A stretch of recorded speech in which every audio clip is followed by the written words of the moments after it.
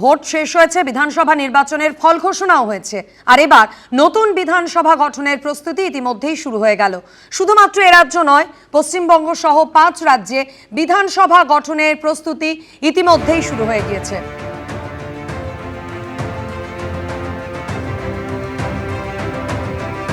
রাজ্যপালদের কাছে বিজ্ঞপ্তি পাঠানো হয়েছে নির্বাচন কমিশনের পক্ষ থেকে, আর এরই মধ্যে লোকভবনে পৌঁছলেন সিইও মনোজ কুমার আগরওয়াল।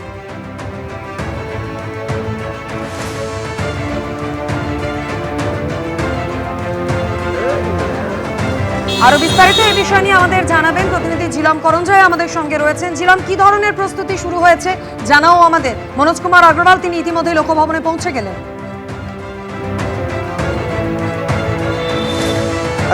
11টা নাগাদ সিইও মনোজ কুমার আগরওয়াল তিনি লোকভবনে আসেন এবং তিনি লোকভবনে আসার পাশাপাশি আমরা যেটা দেখতে পাচ্ছি যে ভেতরে যেটা জানা গেছে সূত্র মারফত যে নির্বাচনী সংক্রান্ত যে বিজ্ঞপ্তি এবং ফলাফলের যে বিজ্ঞপ্তিগুলো রয়েছে সেইগুলো লোকভবনে নতুন যিনি রাজ্যপাল RN রবি তার হাতে দেওয়া হবে। এবং তাৎপর্যপূর্ণভাবে আমরা যেটা দেখলাম যে সিইও তিনি আসার মিনিট 15-20 পরে বিজেপির যে কেন্দ্রীয় নেতৃত্বে যিনি এই রাজ্যের দায়িত্বে আছেন সেই সঞ্জয় বানসাল তিনিও এলেন এবং এই যে পুরো বিষয়গুলো এখানে দেখা যাচ্ছে, এও জানা যাচ্ছে যে কিছুক্ষণ পর চিফ সেক্রেটারি যিনি আছেন দায়িত্বে বর্তমানে তিনিও আসবেন। তো মোটের ওপর এই যে ভোট পরবর্তী যে প্রক্রিয়া অর্থাৎ ফলাফল কি সেই বিষয়গুলো 7 তারিখ অবধি একটি সময় আছে, এই বিধানসভা 7 তারিখ অবধি লাগু আছে তেমনটাই জানা যাচ্ছে লোকভবন সূত্রে। এবং সেই কারণে যা যা করা দরকার আজকে সিইওর থেকে সেই কাগজপত্র ভোট এই যে নির্বাচন সংক্রান্ত যে বিজ্ঞপ্তি গেজেট নোটিফিকেশন সেগুলো পাওয়ার পর কি করা যায় সেই বিষয় নিয়ে আলোচনা হবে এবং পদক্ষেপ এগোবে তেমনটাই জানা যাচ্ছে। ধন্যবাদ ঝিলম। আমরা তো হারিনি, হারলে পদত্যাগ করতাম। রাজ্যে তৃণমূল ধরাশায়ী হওয়ার পরও এমন আজব দাবি করলেন মমতা বন্দ্যোপাধ্যায়, যা তীব্র সমালোচনা করেছে বিজেপি। লজ্জাজনক হারের পরেও কেন ক্ষমতা আঁকড়ে ধরে থাকতে চাইছেন তৃণমূল নেত্রী, উঠছে প্রশ্ন। এ যেন ভোট সুনামি, এ যেন হরপাবান। বিজেপির পক্ষে পশ্চিমবঙ্গবাসীর বিপুল জনমত। এসবার 200 পার। বিজেপির জয় চাপা পড়ে গেল তৃণমূল, ওঠার ক্ষমতাটুকু নেই। 15 বছর ক্ষমতায় থাকার পর নিজের বিধানসভা গণনা কেন্দ্রে গিয়ে এই স্লোগান শুনতে হলো মমতা বন্দ্যোপাধ্যায়কে।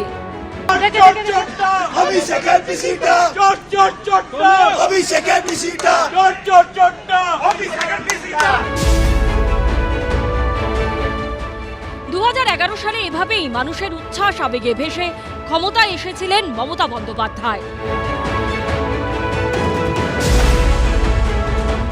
আর 2026 সালে এভাবে চলে যেতে হলো সেই তাকে।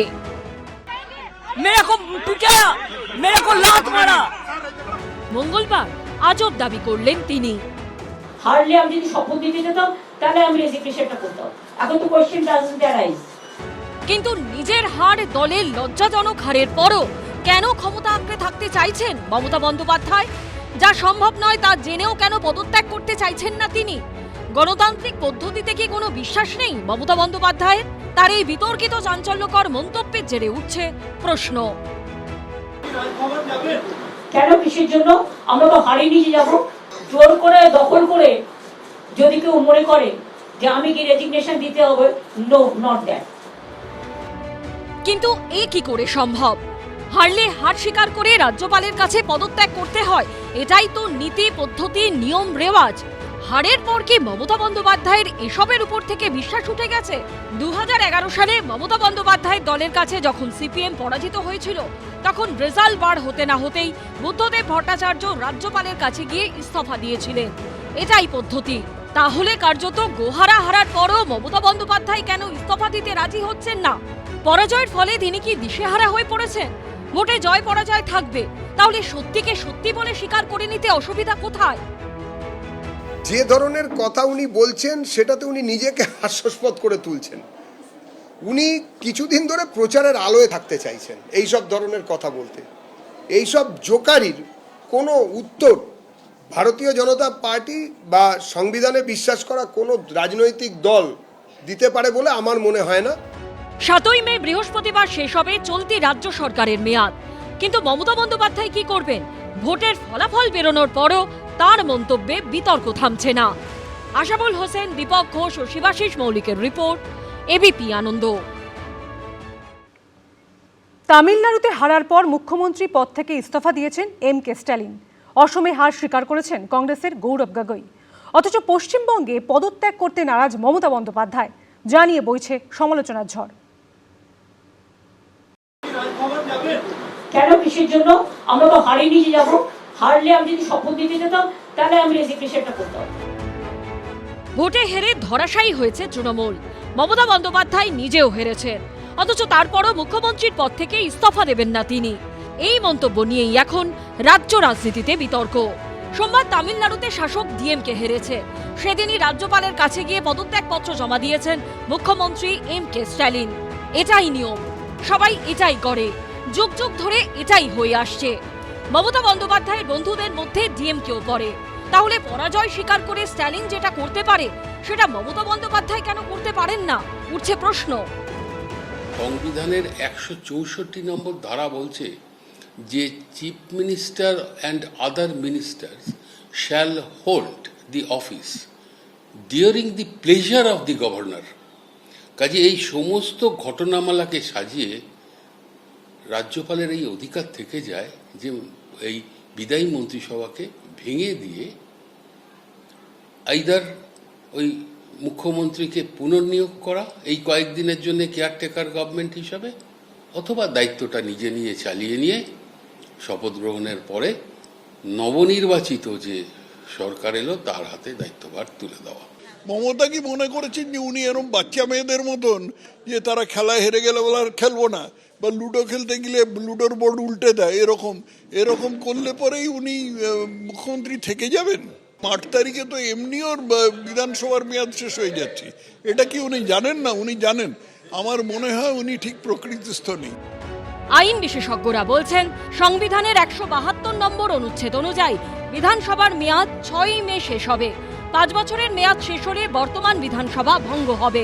বিধানসভার সদস্যরা আর বিধানসভার সদস্য থাকবেন না। যেহেতু রাজ্যপালকে পরামর্শ দেওয়ার জন্য সবসময় একটি মন্ত্রিসভা থাকে, নতুন মন্ত্রীরা শপথ না নেওয়া অবধি সেই মন্ত্রিসভাই কাজ চালাতে পারে। আগের মন্ত্রিসভা তদারকি সরকার হিসেবে থাকবে। বিদায়ী মন্ত্রী যদি পদত্যাগ করতে অস্বীকারও করে, তাহলেও নতুন সরকার শপথ নেবার পর তার আর কোনো অস্তিত্ব থাকে না। মন্ত্রী হিসেবে নিয়োগের জন্য শপথ গ্রহণ আবশ্যিক। অসমে কংগ্রেস হেরেছে, তারা নির্বাচন কমিশনের কড়া সমালোচনা করছে, কিন্তু জেতার দাবি তো করছে না। कल 4 तारीख को असम विधानसभा निर्वाचन के नतीजे हम सब ने देखे। मैं सबसे पहले भाजपा दल और उनके नेतृत्व को शुभकामनाएं देता हूं। कांग्रेस पार्टी ने पूरी तरीके से इस नतीजे को स्वीकार किया है। हमारी जितनी सीट विधानसभा में आनी चाहिए वो आई नहीं है, लेकिन इसके पश्चात भी हम विधानसभा के बाहर हम संविधान के बचाव में, लोकतंत्र को के बचाव में, आम नागरिक के हित में हम अपना कर्तव्य पालन करेंगे। গৌরব গগৈয়ের মতো তরুণ কংগ্রেস নেতা যেটা করতে পারেন, দীর্ঘদিনের সাংসদ, প্রাক্তন কেন্দ্রীয় মন্ত্রী, 3 বারের মুখ্যমন্ত্রী, এই সহজ কাজটা কেন সহজভাবে করতে পারছেন না? জোর করে দখল করে যদি কেউ মনে করে যে আমি কি রেজিগনেশন দিতে হবে, no, not that. Now also I want to say that we didn't lose the election. It is their forceful attempt to defeat us. Morally I am telling you that we won the election. 24-এ আমরা 12টা seat পেয়েছিলাম। আমি রাজ্য সভাপতি ছিলাম। আমি হাত জোর করে মেনে নিয়েছিলাম যে হ্যাঁ, ভারতীয় জনতা পার্টিকে জনগণ ভোট কম দিয়েছে, সেজন্য আমরা 12টা সিট জিতেছি। তো এই যে ইভিএম, ইসি, হ্যান ত্যান বলা মানে আপনি বাংলার মানুষকে আরও একবার অপমান করছেন। আর বাংলার মানুষকে যত অপমান করবেন, যত বাংলার সংস্কৃতিকে অপমান করবেন, বাংলার মানুষ ততবার আপনার বিরুদ্ধে ভোট দেবে।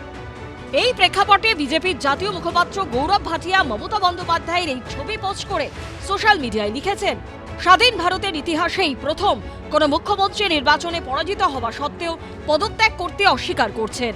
ক্ষমতার মোহ আঁকড়ে ধরে মমতা বন্দ্যোপাধ্যায় কেবল নৈরাজ্যই সৃষ্টি করছেন না, বরং ভোটারদের অনুভূতি এবং জনাদেশের পবিত্রতাকে প্রকাশ্যে অবমাননা করছেন।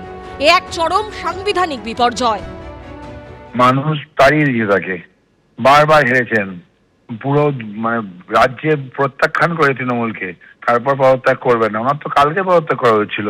ন্যূনতম যদি লজ্জা থাকতো তাহলে এতক্ষণ পদত্যাগ করে দিতেন, কিন্তু কি বলবেন, নির্লজ্জতার উদাহরণ রাখছেন তিনি। সে 1 নম্বর নির্লজ্জ ব্যক্তির নাম হচ্ছে মমতা ব্যানার্জি।